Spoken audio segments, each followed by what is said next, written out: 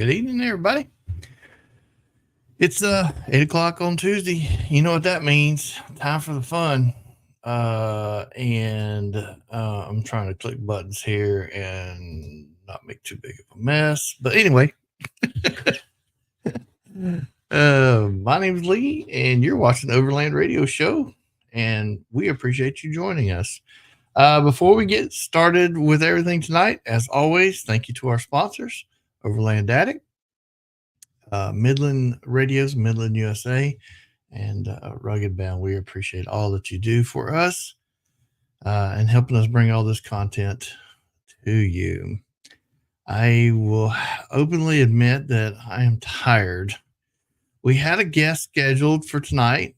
Unfortunately, there's something happening with our guest and just scheduling and whatnot.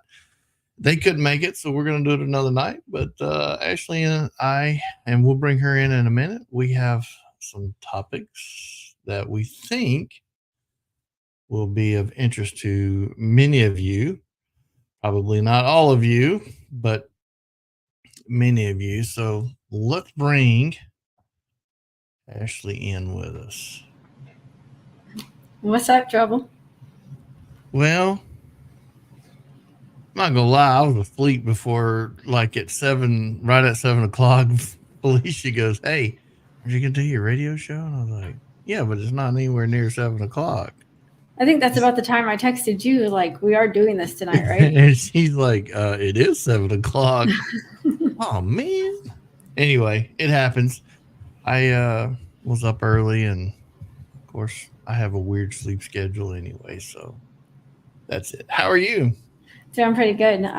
Tired too, but that's because I spent the last 2 nights relearning how to do some Algebra 1 equations. Really? Oh, yeah. ChatGTP is your friend. So I did use that a couple of times. I'm not going to lie, for a couple of the problems, but they give you the answers. They don't explain to you how to get it. So I'm trying to teach Gavin how to do this so he could for his test today. I was like, oh, fuck, this is going to be terrible. So I literally had to teach myself how to do some algebra the past couple of days. But I did it. Good for you. I'm feeling pretty proud of myself. She can't teach a 50-year-old dog new tricks. Again with this 50-year-old bullshit. You know I'm not 50. For those of you who don't know, Ashley had a birthday just a few days back, and she's officially old. I am, but I'm 40, not 50. All right, whatever. You know, Chad said something at the camp out this weekend, and we'll get to that in a minute, but he said, yeah, when I was young, I used to think 40 was old. Now I'm 40, and it's just not that old. No, it's really not. And, so, yeah, it really isn't too terribly bad, honestly. Could be worse. Everyone's asked, like, do you feel any different? And my response is, no, I feel the same. Like, it's no different. But Jeff had me so freaked out because when he turned 40, legitimately the day he turned 40, he threw his back out getting out of bed. Oops. So I was like terrified that I'm just going to fall apart because he did. Good news is you're not going to fall apart. You'll be fine. Yes. Bad news is you guys have missed the first 2 of the Polar Bear campouts. I know. So this is terrible. I want to hear all about this. Well, it's a good camp out. For those of you who don't know, there's a Polar Bear camping club thing going on right now in the Midwest. Here, I say Midwest, Central U.S., whatever you want to call it. But there's 4 states, 4 campouts. Technically, it's actually 5, really. You have Oklahoma, which we've already had. I missed that one because the day I was getting ready to go, we had flu and some other whatever funkiness, and it finally caught me. Actually didn't go to that one. I don't remember why we didn't go to that one. Now, you didn't have the camper ready. Well, still don't have the camper ready. You know, and so that one, it was like 5 degrees, I think, or something. It was cold, legit cold. Right. So the second one was held this past weekend in Missouri at the Bar K or Bar K Wrangler Camp or something like that. Right. It was a great time. The weather was pretty mild, honestly. A lot of people there. I think I don't know what I want to say 57 rigs was the official count, maybe 57, somewhere around in there. So there's quite a few people there. Even had a couple of trailer loads of mules show up, and some people saddled those up, and who I don't know who they were. They weren't with our group. Right. And went riding donkeys around, which was kind of neat. So had a dessert cook-off, and it was good. I heard about the donkeys. I didn't know about the dessert cook-off. But I'm still pissed off you ate my pie. And so, well, I mean, anyway, we could talk about that later, but I didn't actually eat your pie. Your pie just didn't get made because you weren't going to be there. That's not what Chad said. And so, yeah, but, Chad was trying to stir the pot. Maybe. I don't know. Either way, No. Chad, hey, look, here's all that matters. Chad got a pie. I got a pie. Yeah. Your pie was supposed to be my pie. And no, there's supposed to be 3 pies made. I always get a pie. You get a pie at more. You don't get it any other time. Yeah, I do. Are you crazy? Not for my birthday, you don't. Nobody cares about their birthday. I'm just kidding. I'm teasing. You'll eventually get the pie. Don't worry about it. But Leanne was actually sick, and so you not going saved her from having to make the 3rd pie. So that was this good. Is true. And for those of you that don't know what we're talking about, Chad from Overland Addict's wife, Leanne, makes the most absolute amazing pecan pie I've ever had. And I'm from the South, and I'd like to consider myself somewhat of a pecan connoisseur. And hers, top shelf. It's the best. So anyway, so the camp out was good. The polar bear camp out was great. The next one's in 2 weeks, down in Siloam Springs, Arkansas. I think I'm saying. Anyway, it's at the Gypsy Camp, Gypsy Campground, something or another. And so that one's coming up. And then after that will be the one at Big Iron, Big Brutus, sorry. Yeah. Big Brutus. And then from there, the last one will be camping at Moore, and you get a plaque. And each one of these camp outs, you get a patch, and they nest together. And at Moore, if you've been to all the other camp outs, you get the little plaque, you put them on there, and it's a great concept. Rhino from Rhino Built came out with this driving back from SEMA, I believe he said. And it's just a good time. But that kind of leads us a little bit into what we're going to talk about tonight. So tonight we're going to talk a little bit about communities. And when I say communities, not like the one you live in your neighborhood, but communities and land. And here lately, some of you may have seen some of these types of conversation in social media. And I got to thinking about it, and I told Ashley tonight, I was like, hey, this warrants having a conversation. It's a little frustrating sometimes. But anyway, here's a takeaway from the camp out.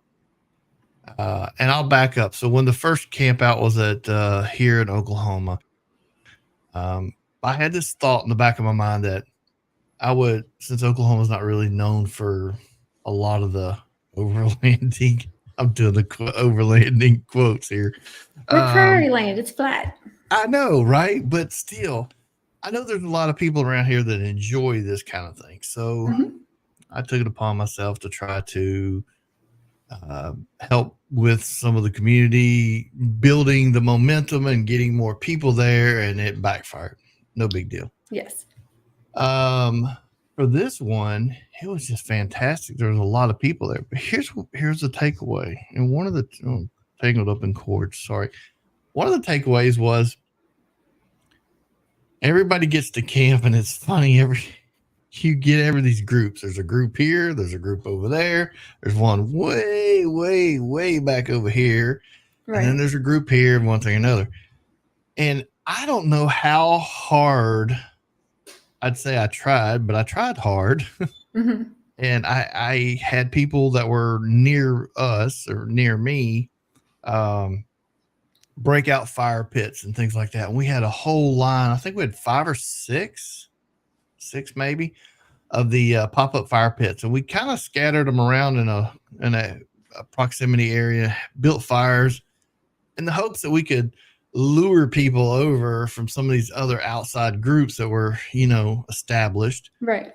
Bring a chair and hang out so that we could have the opportunity to meet some new people and build a relationship and talk about the things that we enjoy doing in the outdoors. And very little of that happened, and I was a little disappointed in it.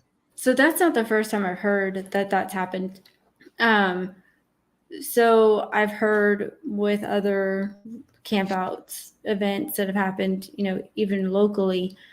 I've had some friends go to one where it was the very first one that we couldn't do last year due to we had that Arctic freeze come through, and the camper, one of the valves broke. It actually cracked, and we didn't realize it until we went to put water in the camper, and you've got water spraying inside, and it was an oh shit moment. We couldn't, we had to bail last second to go, and we find out later that our friends were, just like that type of situation where there's groups over here and groups over here, and they're trying to engage with the other groups, and they're not being receptive.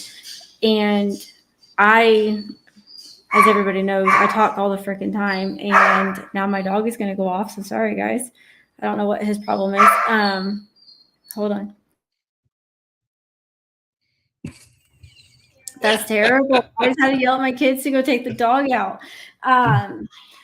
But they, I talked to everybody. At Tulsa Rigs and Coffee, they deemed me the social butterfly because I just can't not talk to you. And when we go to Moore and we go to Rendezvous, we walk around and look at other people's rigs, and we talk to them, and we crash their camps. And, sometimes we send the kids in to do weird, funny stuff. Or Jeff wears a kilt. And his buddies are wearing kilts, or they're walking around in fanny packs and cut off t-shirts.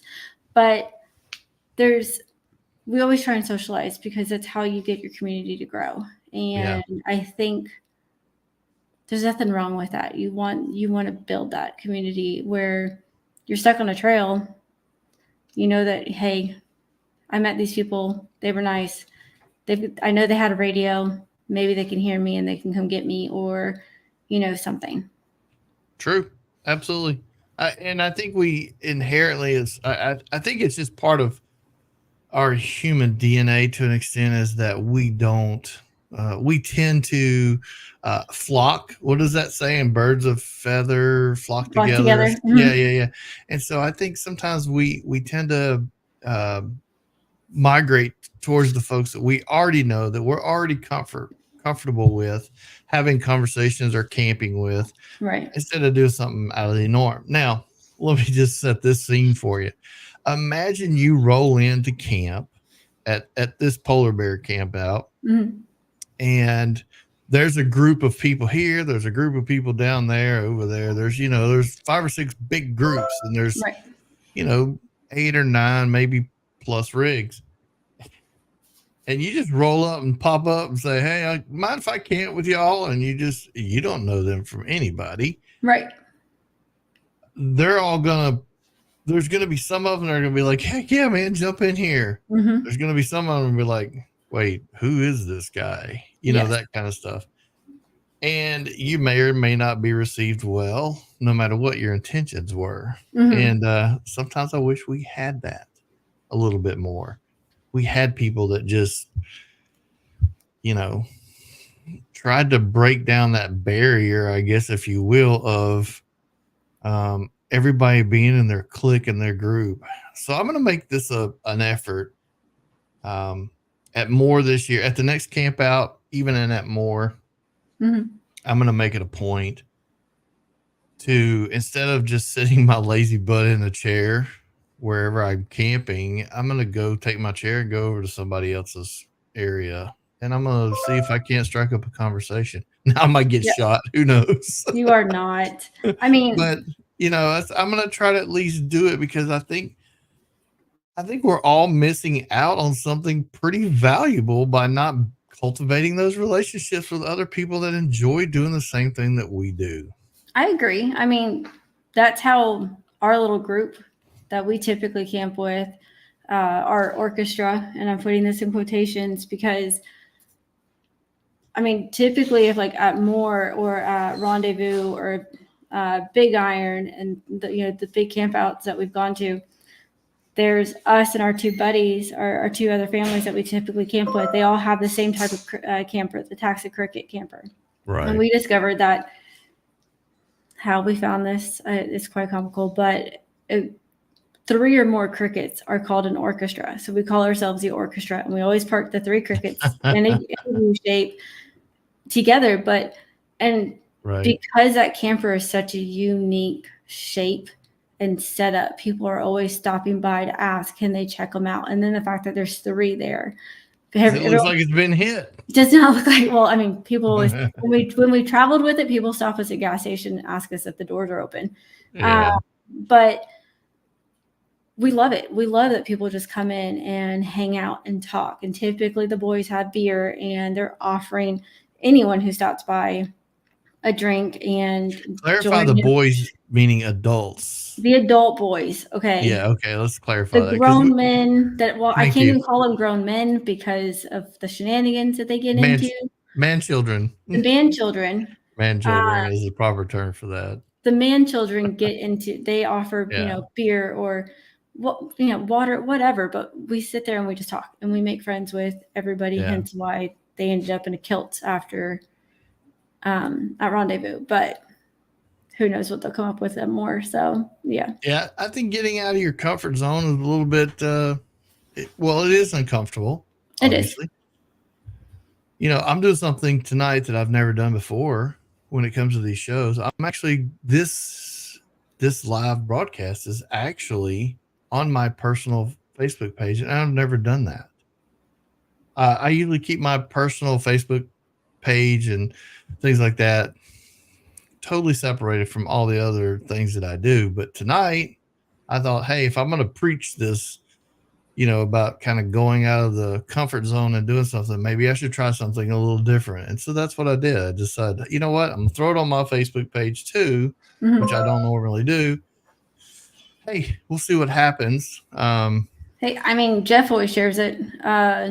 His personal, which ends up tagging me. So it's out there. And now I've got Josh on here going, Ashley's a bad influence.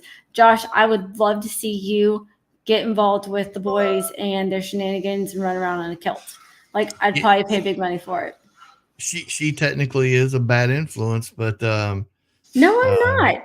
I provide entertainment. I'm animated. Let's clarify that kind of entertainment before everybody starts going way down some weird rabbit hole. I provide entertainment is that she's the ditzy ding dong. Ha ha ha. I don't know what I'm talking about. You can't pull the whole blonde joke thing. My hair's not blonde anymore. You dye your hair, and we all know it. Just like we know you turned 50, not 40. I did not turn 50. Oh my God. You're going to cause me to have a complex. But yeah, I mean. Hey, look, only when you turn 50 do you fall asleep at your job. No, that's not true. No. I'm just teasing. No, you get really sick with flu and COVID and you fall asleep when you fall asleep at your job too. Absolutely. Totally fair. Yeah. The, getting at camp and anyway, back to what I was going to say was at Moore this year, I'm going to spend some time and I'm going to visit and I'm going to walk around to some different areas that I wouldn't normally be in or go to and meet some new folks and see if we can invite them to, hang out in some of our events or come go on some trails with us, go camp with us, whatever the case may be. I'm going to try something different. I like it. I'm down, but I talk to everybody. So, well, I mean, I usually do too. I'm all over the place doing radio shows and interviews and one thing or another. So I'm all over the place, but here's a perfect example. Last year at camp, who's Ashley? Ashley Yeah. turning 50 isn't the end of the world. I know, No, Cindy. I just don't need him giving me more shit than he already does. look, we know you didn't really turn 50, but it's fun for me, and I enjoy the fact that I know that one little bit of what I say gets under your skin. Oh, I'm aware. So that's why I do it. Anyway, last year at camp, speaking of Cindy, who's going to host the camping facilities and does a fantastic job at the Moore Expo. She is amazing. I don't know how she keeps it all straight. She's everywhere. I'm with you.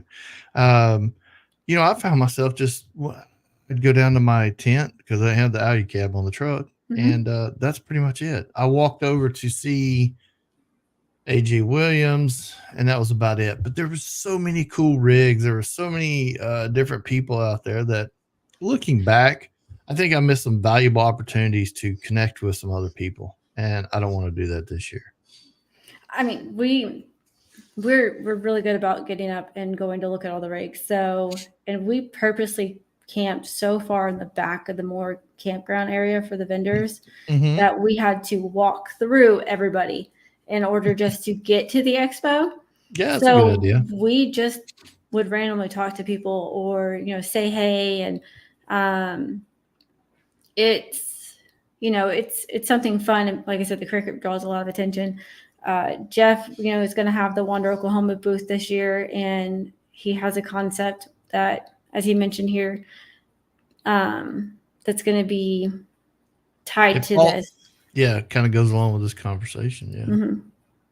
So you guys will have to go find him at the expo. I'll be running around everywhere. So, to be honest with you, I kind of volunteered him for a project. I don't know if it'll come, and happen, but. Does he know that you volunteered him? No, he doesn't know. That's awesome. Sounds like me. Normally he accuses me of pimping him out, so now you're doing it. Yeah.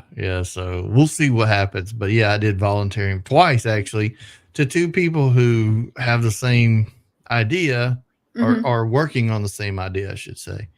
Awesome. And so yeah, I kind of sort of did do that, but I didn't. I think I knew Jeff or know him well enough that.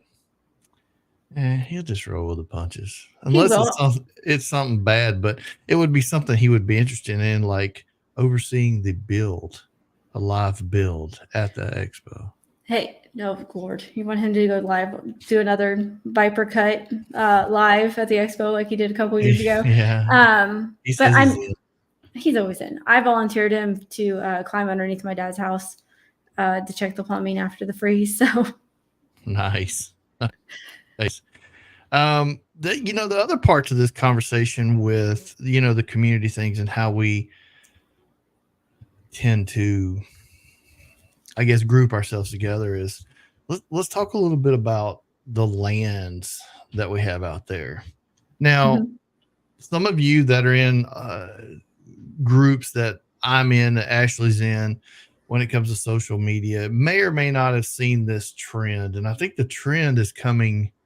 I think it's gaining momentum, and the trend is, and Ashley kind of used the term earlier, is trolling or baiting, I guess, if you will.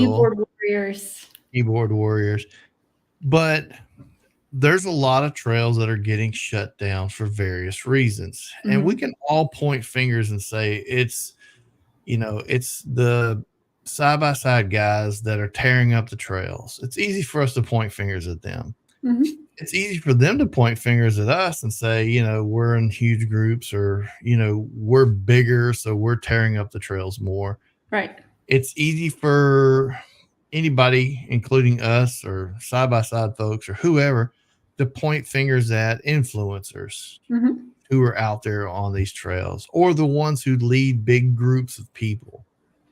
The fact of the matter is that every one of those that I just mentioned has, in some shape, form, or fashion, probably, and I say probably, contributed to some form, in some way, whether it was known or not known, either damage to a trail or,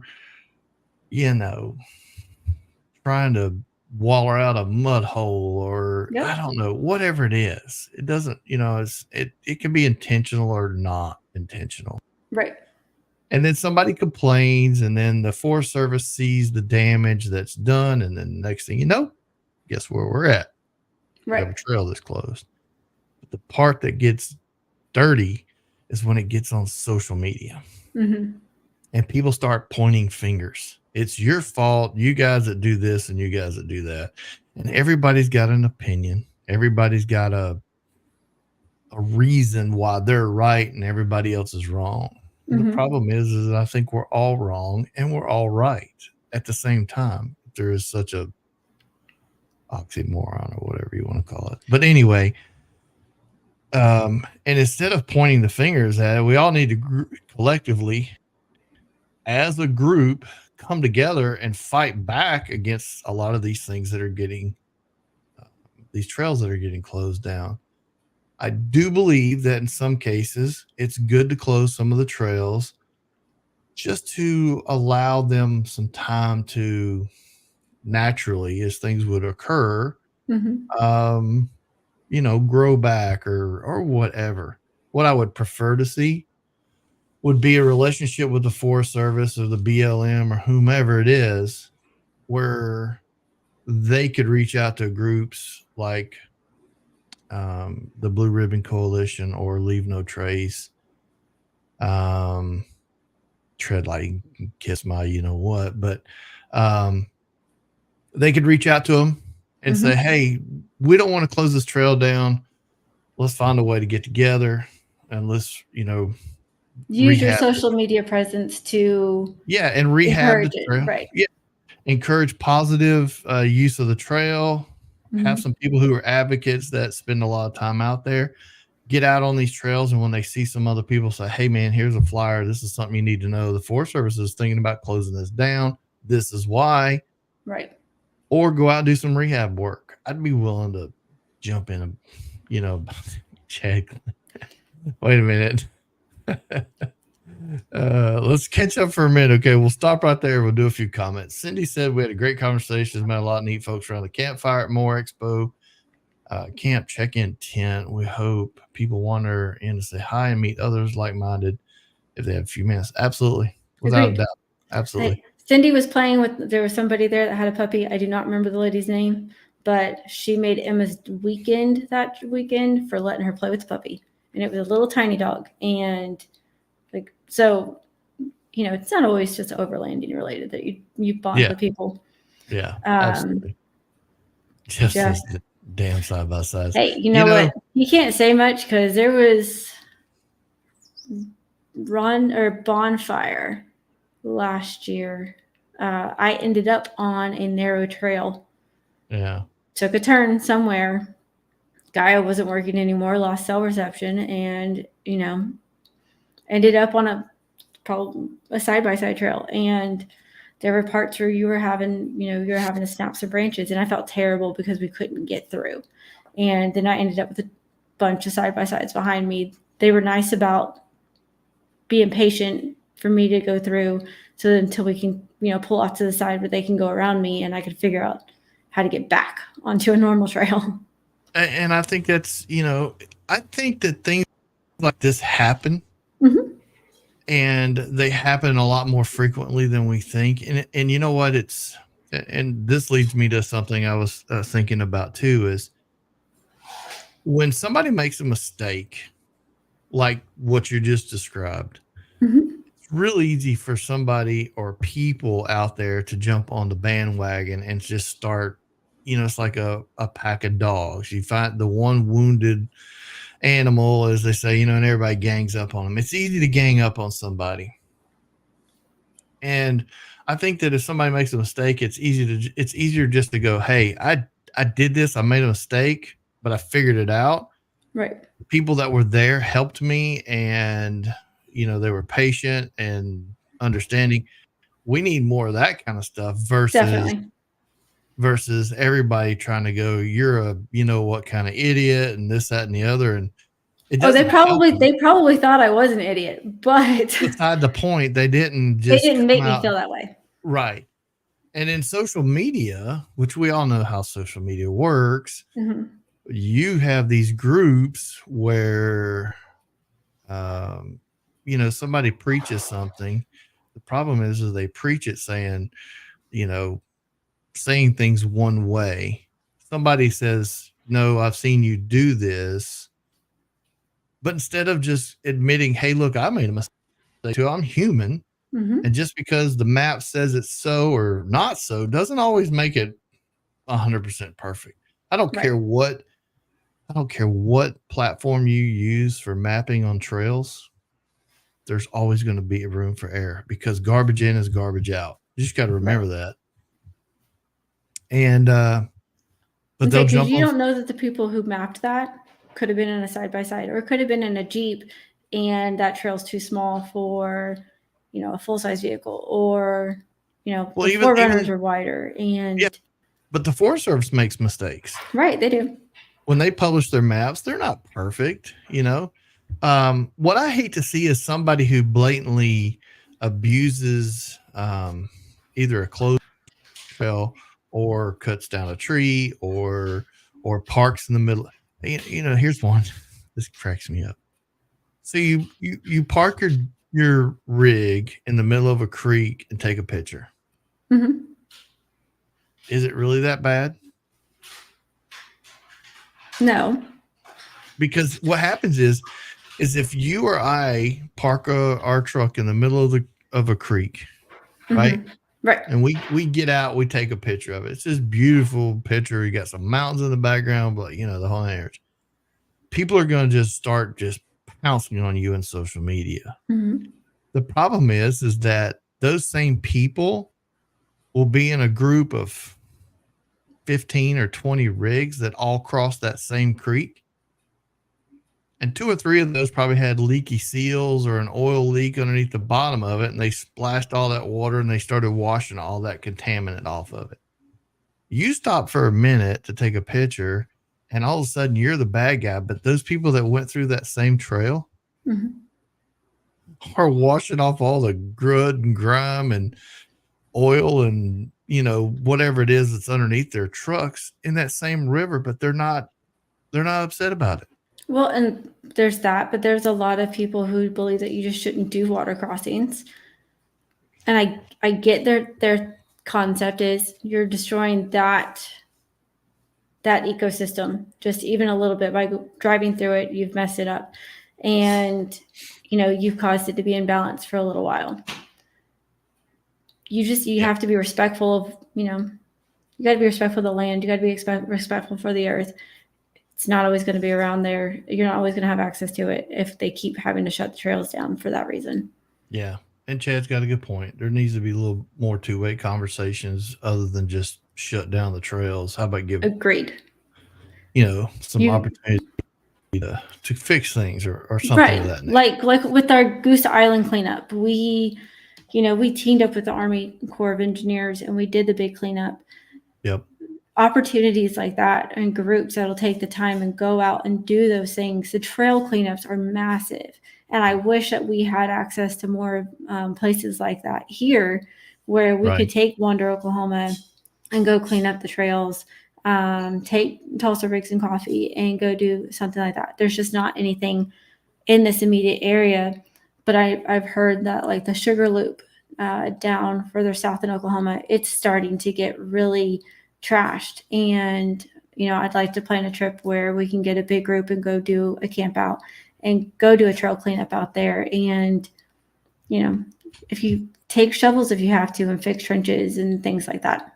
And the funny thing about that Sugar Loop is you don't even need 4-wheel drive. It's just, you don't need 4-wheel drive. And up until probably a year or so ago, that really wasn't that well known. Right. Now it is.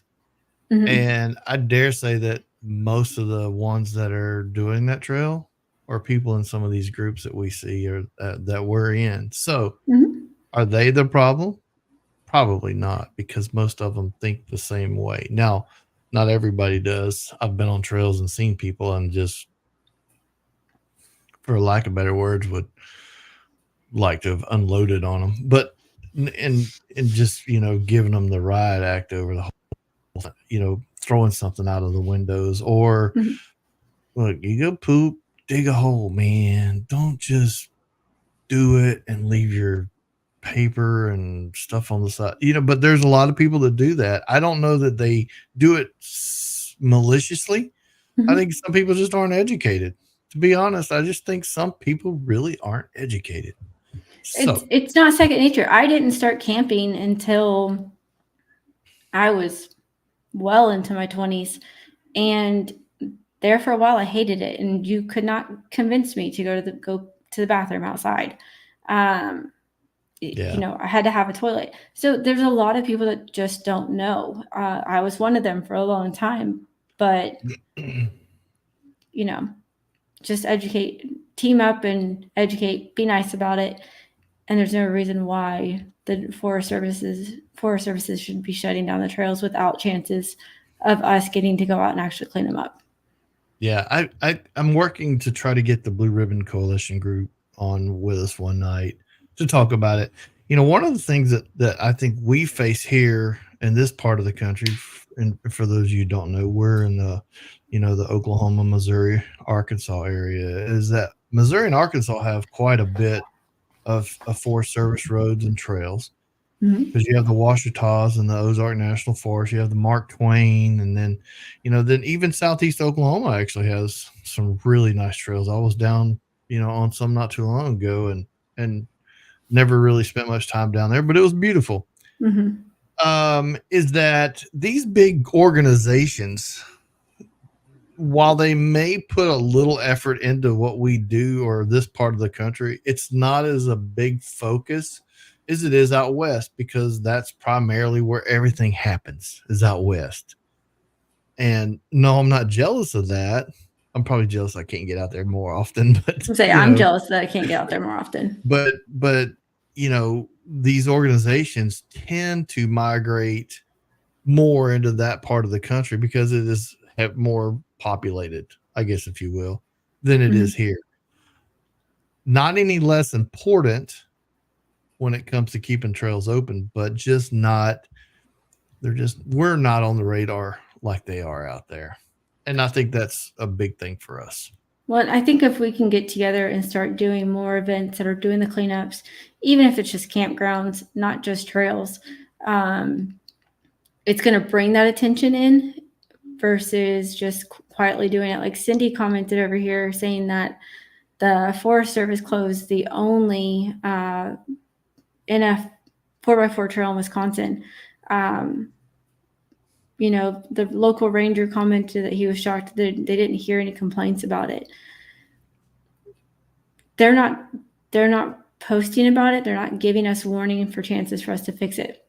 I know probably 90% of our group would sit there and go plant trees, go help plant trees and plant plants and do everything else that we need to do, just given that opportunity, and we haven't been given that chance.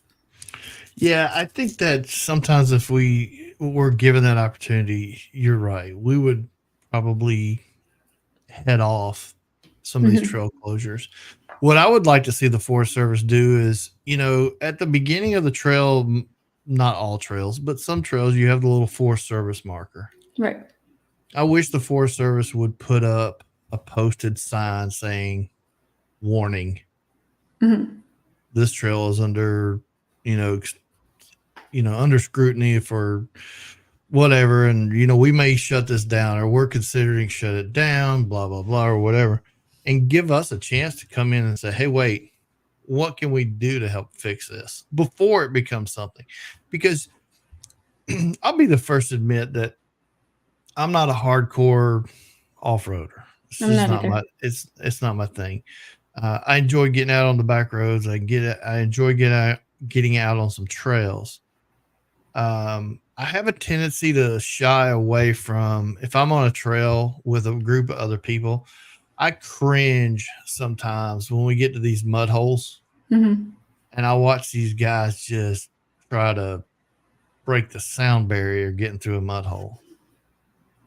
You know what I'm saying? I can't say anything because the kids laugh at me. We'll drive down the road and there's a water puddle, and I'm going to plow through that water puddle. Even in just a Sequoia, I'll do the same thing with mud puddles. But what I'm saying is, like, they're burying their vehicles in these mud holes. And at least I'm smart about it. I try not to go through the deep ones. But yeah. But what they end up doing is just making it worse. Mm-hmm. Instead of just entering into the mud hole at a slow pace and just, work their way through. And I realize that there's momentum and there's all these other things that go along with it. I get it. There's just sometimes if you're on the trail, this is how it is. If that's the case, can't we just go back in later and maybe somehow or another try to fix these places? I don't know. I don't know. I agree. Just say no to the bro splash. Yeah. Yeah. It's not, I get it. I'm terrible. I have done this. We've all done it. Yep. But on a low water, like a concrete low water pass, mm-hmm. I've hit that thing hard. Yep. Now, with that being said, I didn't wash out any big ruts or holes, and I'm not justifying what I did was good or bad one way or the other. I'm just saying I'm as guilty of some of these things as anybody is, but I don't do it on the mud in the dirt, because what happens is it just ends up washing it out further and further till it gets to the point where you can't access the trail. And then guess what happens? Mm-hmm. Some dip, comes along and decides, well, hey, let's make a way around the mud hole. And guess what happens? We cut some trees and that's what they do. You're talking about the concrete washes, water crossings. So Josh, Okie Power Wagon or Power Wagon Okie, sorry Josh, I can't remember which way it goes now. He we'd met at Tulsa Rigs, and then he was an officer out in Mulgi, and Jeff took me out to some water crossing that's south of us, and I was having fun. I was taking the 4Runner through it. And it's a road. It's just a little gravel road, but it's a natural water crossing. And I was seeing how hard I can hit that water. And I had gone through it, turned around, went back through it, went back up this hill, went to turn around, came back down the hill as fast as I, just pedal to the metal, hit the puddle. And Jeff is videoing, and I stop.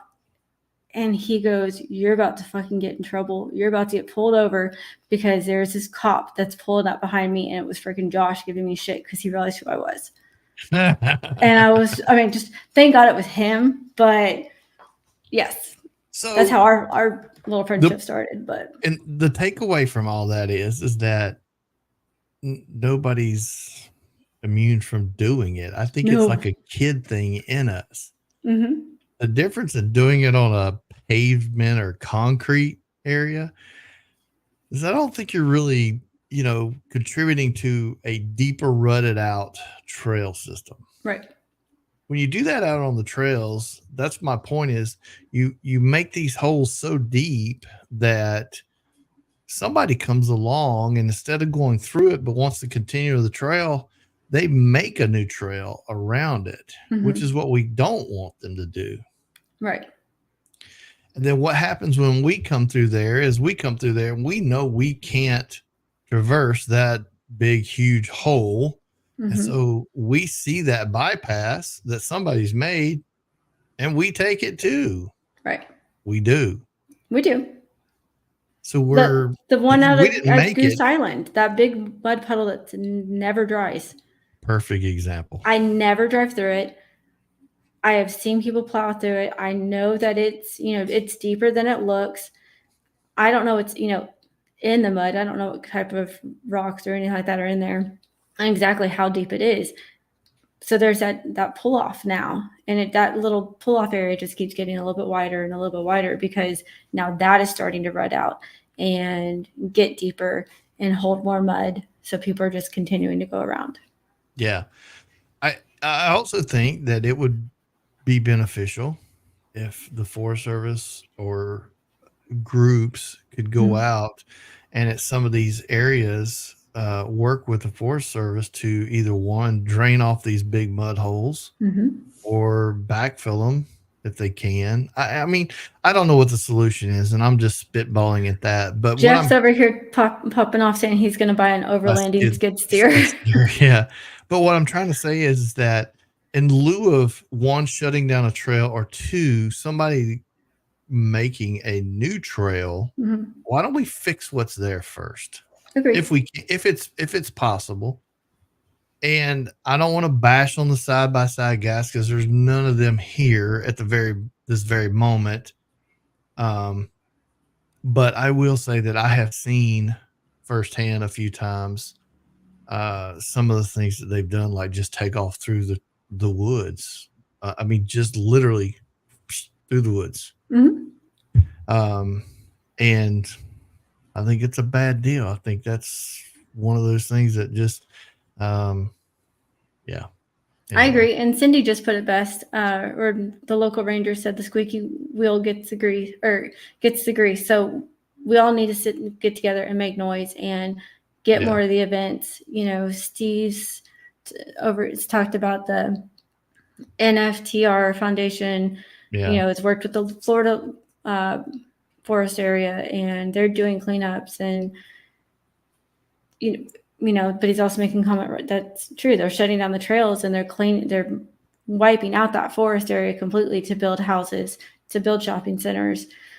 If you're in Oklahoma, you know, they're building doctor's offices on every freaking corner. It's, you know, so. That's because we're all unhealthy.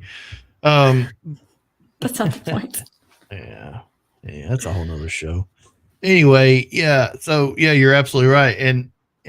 But all this stuff ends up carrying over into the social media side of thing, which I really want to make sure that I kind of drive that home, is that it's easy for somebody, you, me, whoever, to get into social media and start pointing our fingers, but in some shape, form, or fashion, we've probably not blatantly done some of those things, but we've probably been part of it, or either did it, you know, and not consciously knew it. I wish that we could see, you know, the debate goes this way. If you're an influencer and somebody pays to get on your Patreon or whatever your page is, or however, to get the files for all the trails and your campgrounds, your camping spots and all that, does that really lead to getting these places shut down? And I think you're gonna have people on both sides of that fence, and you're gonna have this group of people who are gonna say, yes, that's what gets our stuff shut down. Then you're gonna have other people over here, primarily your influencers, but you'll still have other people who go, no, that doesn't. Right. I think it's a little bit of both. I think it contributes to it, but it's not the sole reason. But in these social media posts and in these groups, it's easy for these people just to point that finger at the influencer and say it's your fault. I don't think it's their fault. I think that they contributed to it, but I also think that idiot that's pointing his finger probably contributed to it as well. Well, it's just like what we talked about with the Sugar Loop. A year and a half ago, 2 years ago, that wasn't a trail that people really knew about. No, not at all. Somebody went on social media and talked about, you know, they're hitting this trail system, and it goes through the Sugar Loop, and it's a cool little feature that's in Oklahoma because there's not a lot of those. But, you know, it's kind of like a little canyon, and you're surrounded by the red dirt walls, and it's fun. It's unique. But so people want to start going to see it because they want to experience it. You just need to remember, if you're going to experience those things, leave it as you found it. Leave it better. You know, make your footprint small. I wish that happened a lot more often, but yeah, that's a great example. The Sugar Loop Trail is a really good example. That was probably on virtually nobody's radar a short time ago. And now here we are. As a matter of fact, I won't say every day, but I'm going to say at least weekly, I see somebody posting about going and doing that trail or wanting to do it. And I think that leads to, you know, again, Oklahoma is not really well known for their trail systems, right? Right. And so you have a lot of people down that area near Oklahoma City that don't have anywhere to go, but they enjoy getting out and wanting to do something, and they find this as a way to get out, Right. and it's all they have, and so then it just becomes overrun. What does Cindy say about influencers? The problem with influencers is that a lot of people want their adventure spoon fed to them and don't want to explore on their own, so the published trails get the heaviest use. Man, it's profound. Yeah. Cindy hit it right on the head. And, you keep saying that people point their fingers. People are pointing their fingers at you. They're pointing their fingers at me. I was always taught by my mom, don't point your finger at somebody because you've got 3 more pointing back at you. Mm-hmm. Sorry. And it's the truth. You've got to sit there and think about, if I'm going to point my fingers at you for saying that you're not doing this, well, am I doing it too? Or, or is it something that I can teach you? Yeah. No, I can recall, and this isn't something that just started, folks. Mm-hmm. I mean, you all that are out there listening or watching, it seems like it's starting to become more, people are getting a little more aggressive maybe about it. And I don't say aggressive in the meaning of physically, I meant just verbally aggressive, that it's becoming a much more heated topic in social media than it has been. In the past, you had spurts. Somebody would post a picture and then somebody would say, make an off the cuff comment. Mm-hmm. And then, the whole thing would start. And I remember these very well. I mean, 3-4 years ago, it was, groups of people that were camping and parking right on the edge of the riverbank, not back, 100 feet or something like that. I forgot what it is. See, there's another example. I don't even remember what it is.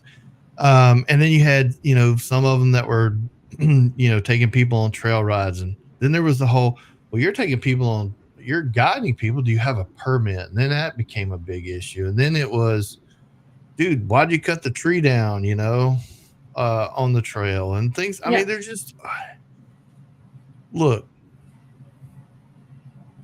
unless you're willing to go out and try to do something to fix some of this stuff, shut up. What's Cindy say? One of my goals with Northology is to help people learn to explore on their own, where to find MVUMs and what tread lightly principles are, how to find campsites, routes, and make their own adventures, which is perfect. Yeah, except for the tread lightly part. Stop it. Leave no trace. Blue Ribbon Coalition. That's where it's at. Cindy and I'll have to disagree. The principles are still the same. How the company runs is different, and we're not going down that road. Fair. That's fair. Michael's in the house. What's going on, Mike? Their concepts are all the same. You know which is what we've been lecturing and talking about all night. Look what Michael just said. As a good group grows, so will the bad ones. Agreed. That's fair. Mm-hmm. That's agreed. Yeah. And I think that's one of the things that you see now on social media is you have these little cliques. And when I started the show tonight, I was talking about the community in cliques, and they're there. Yeah. Now you have the cliques and the social media side of things, out on these trails. But we got to do something because it's hard to even understand in the groups when you see the heated debates that go on in social media. It's very challenging to really know who's right or wrong without taking a moment to do your own research. And then what happens in the groups is somebody has an emotional connection to somebody that said something, whether they're right or wrong, it doesn't matter. Right. And all of a sudden you've jumped on and you're part of that pack of the dogs and you start, and that's, there's none of us that are not guilty of that. We've all done it. Yeah. It's an emotional thing that you do. But do your research before you go slamming somebody in a group, do your research before you go posting that it's somebody else's fault and they're the reason that the trails are getting shut down. Because I think deep down inside you'll find that it's collectively everybody. It is. We can all So, do a little bit, they teach the kids and what we tell the kids. yeah. Every little bit helps. You're going to spread, the more people that do it, the more, that you're going to influence other people to do it. You have a bad experience somewhere, you're more apt to tell people about your bad experience than you are about your good experience. That's So same thing there. You're going to sit here and you're going to talk about, well, this person did this and they trashed this trail, or I saw them throwing away trash, just throwing their stuff out on the side of the road. Well, other people are going to hear it and they're going to think it's okay. And it's going to continue to go. And we don't want that. We want to see the opposite, where people are picking it up and helping put things back. Yeah. It is. And with that being said, we are coming up on the top of the hour. So we've done almost an hour. Yep. And I'm grateful to everybody who joined in, watched, or listened. We will take this and turn it into our podcast, and it'll be posted so you can download the podcast and listen to it. We'd appreciate it if you shared it with some of your friends, or you went on to some of the podcast platforms or wherever and left us a good review. We'd appreciate that. And we got a few more comments coming in here. Let's see. Open all the roads to all the places, even the old forgotten roads. Agreed. I like it. I do. The more you know. Yeah, remember those? They don't do those on TV anymore, do they? No. Remember how they used to do those? The more you know. Yeah. I think that became a political thing because it didn't align with certain media. Anyway, that's another show too, right there. And say we didn't even talk about the other topic that I had brought to the table. So we didn't, and it was a valid topic. And I think what we should do is maybe next week we'll continue this discussion a little bit further. I'm going to get some examples together, or at least I'm going to attempt to get some good examples. I'm going to share these examples. I don't want people to go forming opinions one way or the other against what I'm going to show you or what I'm going to. Yeah. But Ashley does. She received a message from one of our mutual friends. Mm-hmm.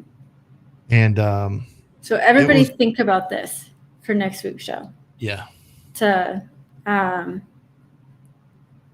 put your opinions out there when it comes to carrying your gear on your vehicle, how you think it affects your vehicle, how it affects the tipping radius when you're on the trails, heck, fuel, everything, just how you drive your car. The more that you put on your vehicle, the higher your vehicle goes up when you're putting things on the roof.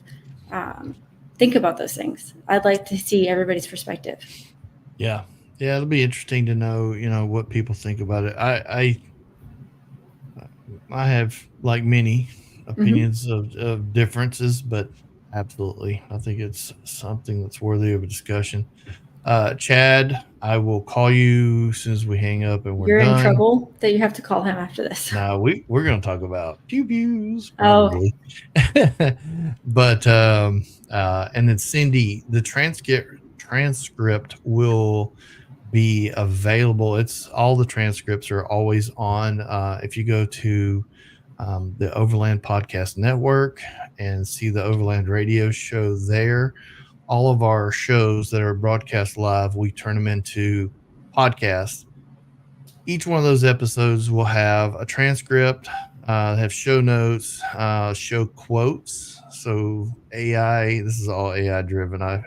Y'all got him started on this again. Yeah, his AI. So it's all AI driven. I've built this whole thing. It'll extrapolate everything out. So go click on any of those shows. This particular one. It'll take me about 2 days, but we'll get it there for you, Cindy. And we appreciate everybody jumping in. And listening. Go find us on Apple Podcast. Go do those reviews. I've at least rated myself stars, but I'm not going to do a review on myself. Sorry, guys. I draw the line there. I'll always do the stars. we for those of you who don't know, we got axed off of Apple Podcast because somebody complained. I don't know all the. I just know that somebody complained. We were removed, and we were immediately put back on once I realized it and sent in a rebuttal. But we lost all of our ratings. So anyway, thanks again to everybody. Hope y'all have a good night, Ashley. Yes. Thanks, guys. We'll see you next week.